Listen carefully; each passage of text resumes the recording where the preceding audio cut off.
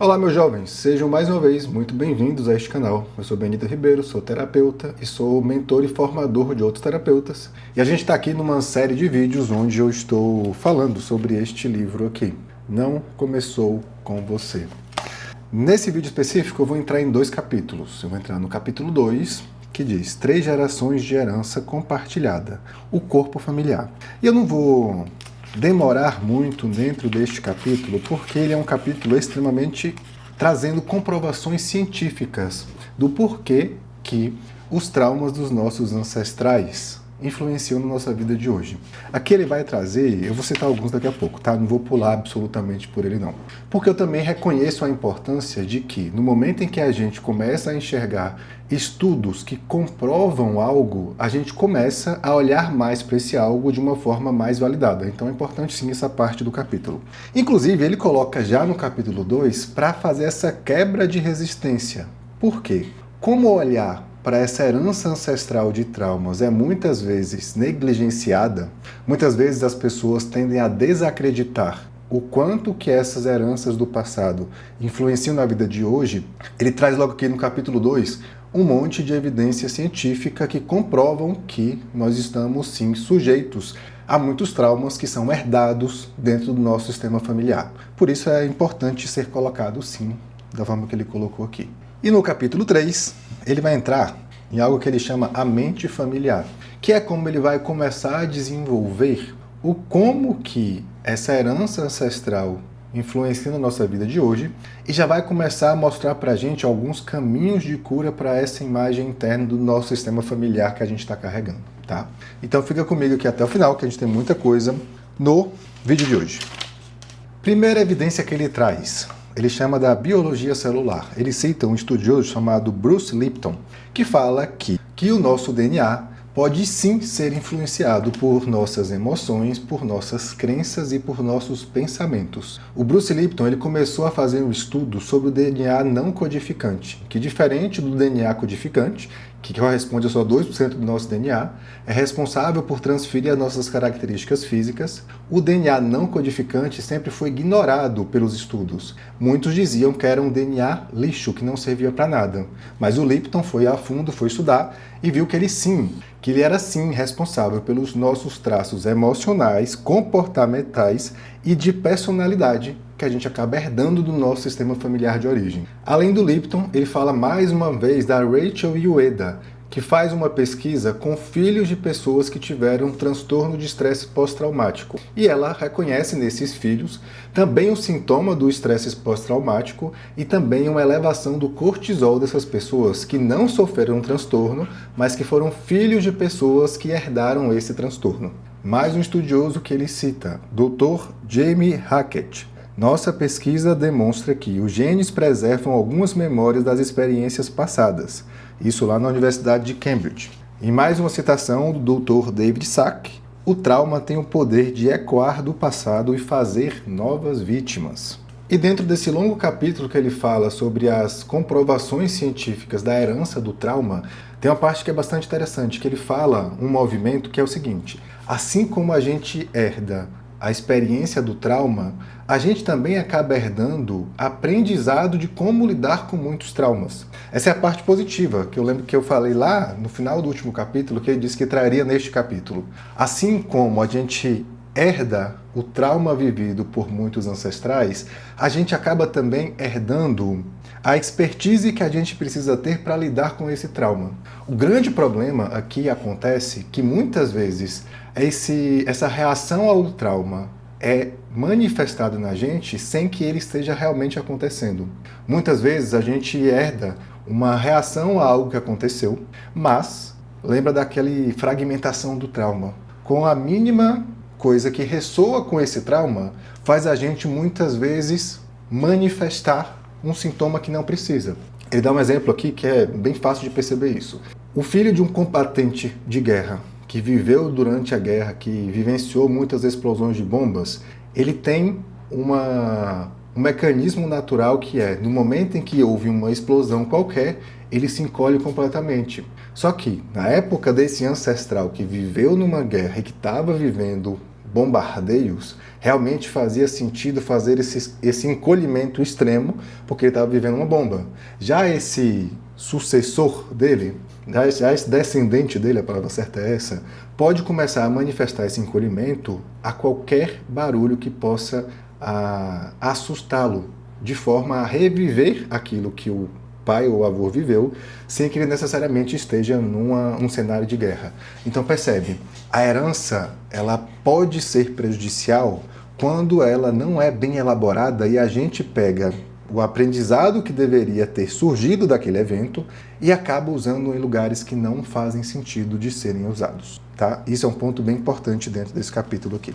E agora, entrando no capítulo 3, onde ele fala a mente familiar, é que ele vai começar a trazer para a gente o como que as histórias ancestrais impactam a nossa construção nos dias de hoje. E eu começo com uma citação. Os detalhes dos eventos que moldaram suas vidas podem estar ocultos, mas seu impacto é profundamente sentido. Não é apenas o que herdamos de nossos pais, mas também sua criação que influencia o modo como cuidamos de nossos filhos, nos relacionamos com o parceiro e com nós mesmos. Aqui tem um ponto importantíssimo para a gente perceber, né? Aquilo que os nossos pais vivenciaram é uma consequência daquilo que os nossos avós vivenciaram, que é uma consequência daquilo que os nossos bisavós vivenciaram, e a gente, inevitavelmente, vai mostrar reflexo de toda essa história no nosso próprio comportamento. E também no nosso comportamento com os nossos filhos, porque isso vai se prolongando ao longo da existência, a menos que a gente tome consciência do que está levando a gente a esse tipo de comportamento, para que a gente torne esse comportamento o mais funcional possível para as próximas gerações. Uma coisa que eu tenho observado bastante, e aí eu observo como pai, eu observo com pessoas que eu atendo e também têm filhos. O que é uma coisa que geralmente acontece? Muitos pais que não tiveram aquilo que desejavam dos seus próprios pais, porque esses pais também não tiveram para dar para eles, e o que é que fazem? Começam a tentar projetar na criança aquilo que eles sentiram falta. Então percebe, esses pais eles olham para um filho e não enxergam o próprio filho. Eles estão enxergando a sua própria criança interior adoecida de uma criança que nem tem ainda o trauma que eles tiveram. E muitas vezes é assim que o trauma é passado de forma comportamental. Porque você não olha para aquela criança e entrega para ela aquilo que ela realmente precisa. Você projeta naquela criança uma dor que é sua e acaba realmente transmitindo a sua dor para ela. E aí acaba mudando muitas vezes de postura diante de um filho, mas mantendo um lugar traumatizador, que é o que ele fala. Os detalhes dos eventos que moldaram a sua vida podem estar ocultos, porque muitas vezes esse pai e essa mãe nem olharam para essas questões internas que estão vivenciando, mas o seu impacto é profundamente sentido. Falando isso aqui, eu lembrei de uma vez, eu atendendo uma mãe, ela me questionando do quanto que a filha dela reclamava da sua ausência.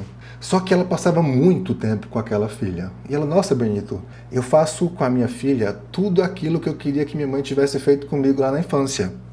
E aí foi o momento que eu parei assim, nossa, mas será que a sua filha quer fazer com você a mesma coisa que você queria que a sua mãe tivesse feito com você na sua infância? Percebe que aquela criança estava sentindo a mesma ausência da mãe que a minha cliente sentiu, porque mesmo que a mãe estivesse presente, a mãe não estava olhando para a criança, não estava vivenciando com aquela criança, e sim fazendo coisas que ela sentiu falta lá na infância. Ele traz também nesse capítulo uma coisa que é importantíssima, que o Bert coloca lá nas constelações sistêmicas como um movimento interrompido em direção à mãe, que é o movimento que muitas vezes acontece. Na verdade, eu não entendi porque ele encaixou isso aqui nessa parte do texto, né? Mas enfim, é um movimento que muitas vezes acontece de uma separação precoce entre mãe e filho. Por quê? A criança precisa do colo da mãe quando ela nasce. E esse afastamento é vivido na criança como uma separação muito intensa. E o que ele coloca? Ele cita aqui alguns autores que dizem: mãe e filho vivem um estado biológico que tem muito em comum com o vício. E a criança realmente precisa, é necessidade. Do ponto de vista do bebê, a separação materna pode ser sentido como uma ameaça à vida. Se a separação se prolongar, explica, a reação é de desesperança, o bebê começa a desistir. E não é desistir só da mãe, começa a desistir da vida, começa a desistir do amor. O Bert ele coloca o movimento interrompido em direção à mãe quando ele fala de sucesso. Que ele fala que quando a gente vivencia um distanciamento dessa mãe, desse amor materno, a gente constrói uma memória muscular que faz a gente sentir que a gente tem algo que interrompe o nosso movimento em direção ao amor, ao sucesso, à vida, de forma geral. Então percebe, a gente vai precisar trabalhar esse movimento de cura, eu já ia adiantar uma coisa que vem depois, mas a gente precisa trabalhar esse movimento de cura, de sair deste lugar da desistência, quando a gente vive esse movimento interrompido em direção à mãe, para que a gente aprenda a se projetar para a vida, a se projetar para o amor, a se projetar para o sucesso. E aí, mais uma vez, ele vem trazer uma história pessoal dele, né? Ele diz, durante a infância, conheci esse sentimento de desistência proveniente da minha família. O que a minha mãe não recebeu da minha avó afetou aquilo que foi capaz de dar a mim e aos meus irmãos. Embora eu sempre tenha sentido seu amor transparecer, grande parte de sua maternidade estava impregnada de traumas familiares, especificamente o fato de sua mãe, Ida, perdeu os pais aos 2 anos de idade. Ele vai contar aqui que dentro da história dele, a avó dele perdeu os pais com 2 anos de idade. Então, e o pai foi meio que excluído da família depois desta perda. Então, aí a avó foi criada pelos avós dela, no caso são os tataravós dele, né? Não são os bisavós. Que excluíram o pai dessa avó e que permaneceu neste lugar de um vazio, de um lugar tanto de maternidade como de paternidade. Aí ele fala aqui, em seguida, não é apenas o fato de minha mãe ter sido criada por uma órfã que não pôde lhe dar os cuidados que nunca recebeu de sua própria mãe, ela também herdou o trauma visceral da separação materna que Ida sofreu em sua idade precoce. Ida é a avó dele, que perdeu a sua mãe com 2 anos de idade. Ou seja, a bisavó dele morreu quando a avó dele tinha 2 anos de idade. A avó dele cresceu como órfã, teve esse lugar da falta da mãe, também teve esse lugar da falta do pai, que foi impedido de acessar as filhas pelos avós da avó dele, e por isso esse trauma acaba sendo continuado dentro desse sistema familiar. Porque uma vez que esse trauma está lá, sem ser visto e elaborado, como ele disse anteriormente no começo do livro, ele pode estar oculto, mas o seu impacto é profundamente sentido. E aí, no finalzinho dessa história, ele traz um ponto que também é importante. Quando a gente fala que a gente herda traumas anteriores e que a gente revivencia esses traumas, não quer dizer que você vai viver exatamente aquilo que os seus ancestrais viveram. O que acontece aqui é que aquilo que foi sentido lá atrás e que foi excluído, você provavelmente vai reviver o sentimento que está lá atrás. Então, se alguém lá atrás sentiu rejeição, abandono, tristeza, infelicidade, pode ser que você venha a revivenciar esse sentimento de uma forma que não necessariamente seja igual à forma passada. Então percebe, a revivência do trauma não quer dizer que a gente vai viver algo exatamente igual. A gente vai reviver aquilo que foi experienciado internamente e que foi excluído lá atrás. E aí, finalmente, ele vai trazer um pouquinho do Bert Hellinger, né? Das constelações familiares. Ele fala do longo estudo do Bert, que começou ainda quando ele era padre católico e depois como terapeuta familiar e como filósofo, e fala exatamente isso, né? Que não necessariamente os traumas vão ser revividos exatamente como foram lá atrás. E aí, o porquê que o Bert coloca dessa forma, que os traumas são revividos? Ele fala que atrás dessas repetições existe um processo profundo de lealdade a essas pessoas que foram excluídas. É uma lealdade inconsciente. E por que que existe essa lealdade inconsciente? Porque o campo precisa ser trabalhado com o lugar de pertencimento. O campo exige o pertencimento. O que é essa exigência de pertencimento? É uma exigência interna, uma exigência do todo, que tudo aquilo que faz parte do todo e que, portanto, faz parte da gente, seja incluído e tenha o seu lugar garantido de pertencimento. A lealdade inconsciente que o Bert coloca e que ele vai falar aqui também nesse livro, é uma lealdade àquela parte de nós, que é uma parte do nosso sistema, que foi excluída por nos trazerem algum sentimento, alguma sensação, alguma emoção que era desagradável e que por isso foi excluída e foi tentado ser esquecida ao longo da história. Só que não adianta a gente ignorar essa parte que faz parte da gente, que nos traz sentimentos ruins, porque ela vai ficar tentando se manifestar a qualquer custo para ser reinserida no todo, para ser reinserida dentro da gente. E aí ele coloca aqui uma lista de pessoas que geralmente são excluídas, mas que têm o seu direito de pertencimento. Ele coloca assim: isso inclui o avô alcoolista que arruinou nossa avó, o irmão natimorto que partiu o coração da nossa mãe e até mesmo o filho do vizinho que nosso pai matou acidentalmente ao sair da garagem, o tio criminoso, a meia-irmã mais velha de nossa mãe, o bebê que abortamos, todos pertencem à nossa família. E a lista continua. Mesmo aqueles que geralmente não incluiríamos em nosso sistema familiar devem ser considerados. Se alguém prejudicou, assassinou ou se aproveitou de um parente, essa pessoa deve ser incluída. Da mesma forma, se um membro da nossa família prejudicou, assassinou ou se aproveitou de alguém, essa vítima também precisa ser incluída em nosso sistema familiar. Essa é uma parte importante, que tanto vítimas como algozes, eles fazem parte do nosso sistema por uma coisa que o Bert coloca, né? Ele coloca que nós temos laços de sangue e laços de destino. O que são laços? Laço de sangue, você sabe o que é, né? É o que está, obviamente, compartilhando do mesmo sangue que a gente. E aí isso inclui os tios, avós, primos, irmãos, pais, com todas as suas disfunções. Mas um laço de destino é quando pessoas que não têm laços consanguíneos se cruzam e esse cruzar de destino impacta tanto a vida de um como a vida do outro. Ou seja, o exemplo que ele deu aqui, quando nosso pai acidentalmente sai da garagem e atropela o filho do vizinho e o filho do vizinho morre. Esse evento é um evento muito forte para ambas as famílias. Então, tanto a vítima que foi morta como o algoz que causou o acidente que matou a vítima, um começa a fazer parte do sistema do outro, porque ali existe um entrelaçamento de destino. E essas pessoas precisam também ser inseridas dentro do sistema familiar uma da outra.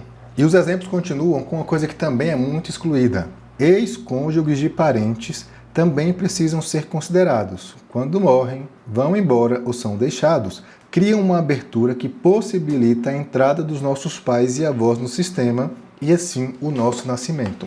Esse é um ponto que muitas vezes gera um incômodo dentro das constelações sistêmicas, porque todos os ex-parceiros de todos os nossos ancestrais precisam ser incluídos. O que é que o Bert fala, né? Quando um ex-parceiro é deixado, ele está cedendo espaço para que os nossos pais, os nossos avós, os nossos bisavós se encontrem e a nossa vida possa, enfim, acontecer.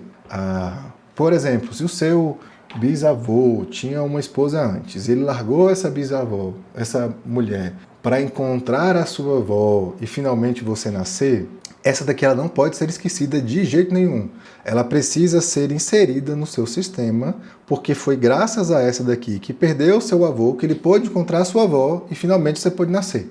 É isso que ele está falando quando traz a importância do acolhimento, do pertencimento dos ex-parceiros e ex-parceiras, tá? Uma coisa importante que é colocada aqui, a gente precisa dar o direito de pertencimento a todos os que compõem o nosso sistema, só que a gente tem que trazer, junto com esse pertencimento, a consciência de que a gente precisa assumir o nosso próprio destino e não tentar compensar o destino dessas pessoas que foram excluídas. O pertencimento é um lugar onde a gente acolhe a existência dessas pessoas, acolhe a história que elas viveram, de forma que a gente se liberta para deixar com elas a vida que é delas, aquilo que elas sofreram, e para que a gente se liberte para viver a nossa própria vida. Quando o Bert fala que a gente precisa viver o nosso próprio destino, é que a gente precisa viver a nossa própria vida. E o que acontece? Na identificação, na lealdade inconsciente que muitas vezes a gente tem com essas pessoas, a gente vive de forma inconsciente tentando assumir a vida dessa pessoa que foi excluída. Então percebe, a importância do acolhimento de quem já foi é para que a gente se liberte, para que a gente possa viver a nossa própria vida. E um outro ponto bem interessante aqui que ele coloca: irmãos que têm o mesmo pai, que são criados no mesmo lugar, não vão herdar os mesmos traumas. E aí, eu gosto de falar isso de uma forma diferente. O seu pai e a sua mãe, mesmo que biologicamente eles sejam os mesmos pais dos seus irmãos, eles nunca poderão ser os mesmos pais que os seus irmãos têm. Parece que vai ficar confuso a história, mas vocês vão entender. Seu pai e sua mãe, quando te tiveram, se você for mais velho, eles eram uma pessoa e uma pessoa.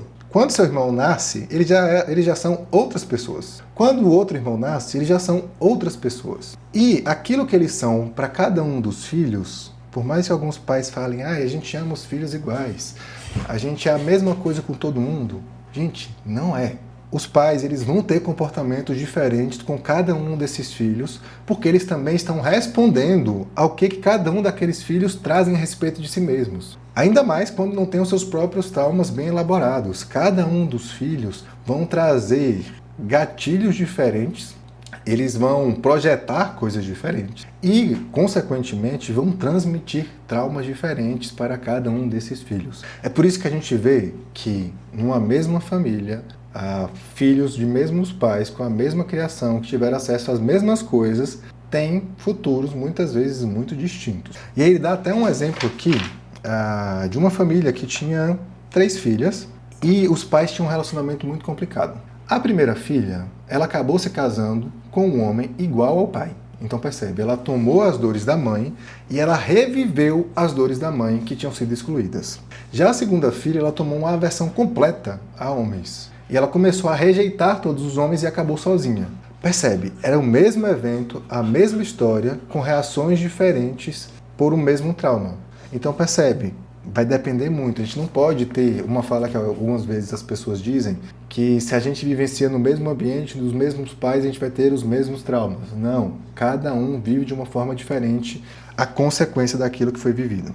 Entretanto, todavia, porém, não tem para onde fugir. Ele diz, a maioria de nós carrega pelo menos algum vestígio da nossa história familiar. Ou seja, por mais que cada um vai levar de uma forma diferente, vai carregar traumas diferentes do sistema, todo mundo está no mesmo barco e acaba carregando. Coisa que se ameniza, se administra quando a gente toma consciência disso que faz parte da gente, inclui e consegue dar um bom destino a esses movimentos.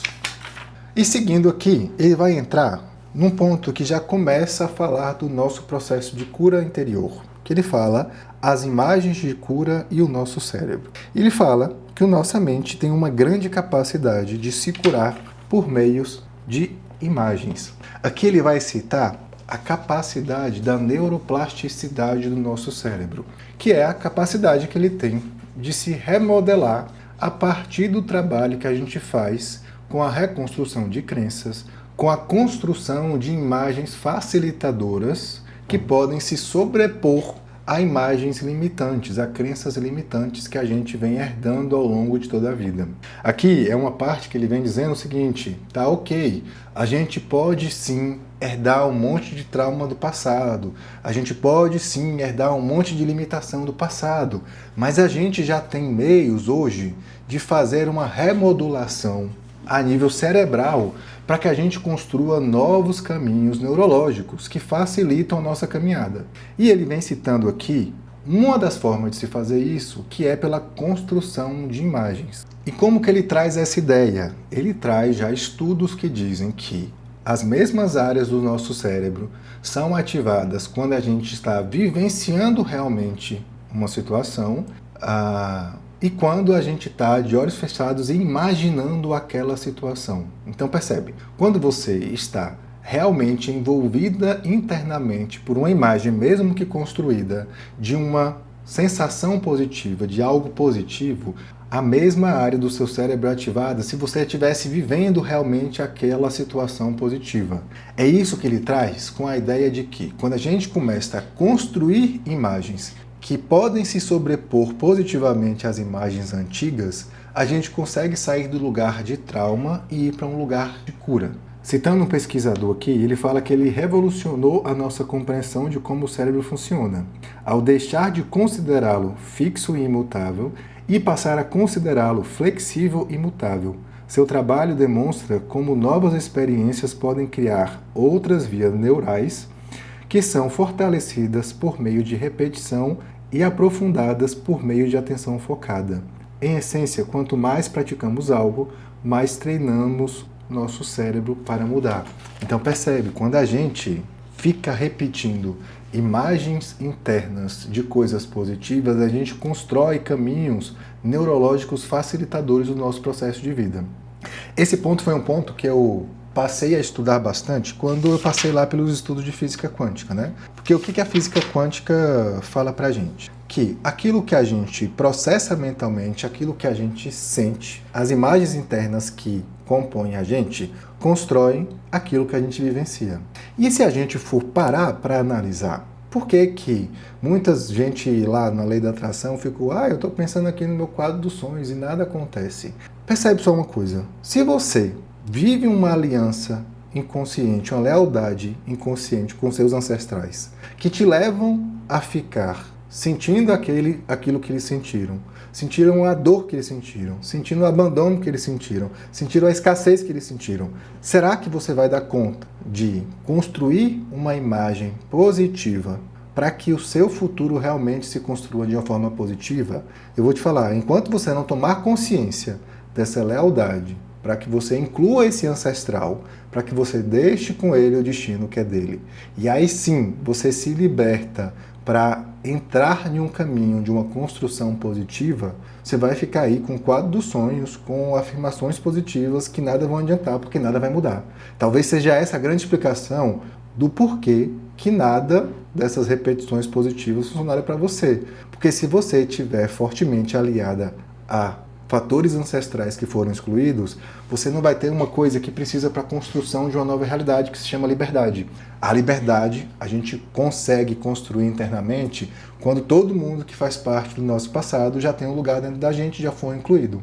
Então percebe, as imagens que a gente precisa construir para um caminho de cura, elas ganham força na gente quando a gente primeiro começa a se libertar das imagens anteriores. A gente se liberta das imagens anteriores de forma que elas permanecem na gente, mas no lugar que realmente cabe a elas, e a gente vem depois construir novas imagens, as imagens que a gente realmente quer viver. E ele finaliza esse capítulo dizendo que essas imagens de cura, elas podem atingir a nossa mente, sim, de uma forma genética.